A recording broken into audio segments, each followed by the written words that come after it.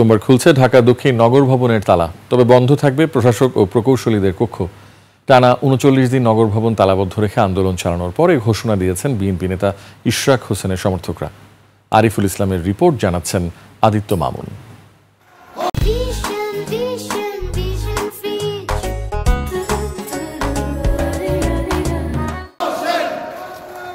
ইশরাক হোসেনকে মেয়রের দায়িত্ব বুঝিয়ে দিতে রোববারও সকাল থেকে তার নেতাকর্মী সমর্থকরা মিছিল নিয়ে জড়ো হন ঢাকা দক্ষিণ সিটির নগর ভবনে। দীর্ঘদিন ধরে চলা এই আন্দোলনে সবচেয়ে ভোগান্তির শিকার হন সেবা প্রত্যাশীরা। অনেকেই এই সময় সেবা না পেয়ে চলে গেছেন।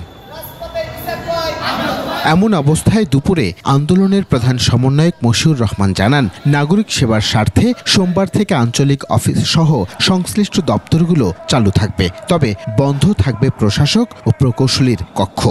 নাগরিক সেবা প্রদানের জন্য যে সমস্ত অফিস খোলা থাকা দরকার সেগুলো সব খোলা থাকবে, অর্থাৎ দৈনন্দিন নাগরিক সুবিধা পেতে কারো কোনো অসুবিধা না হয় আমরা জোনেও একই ধরনের অফিসগুলো খোলা থাকবে।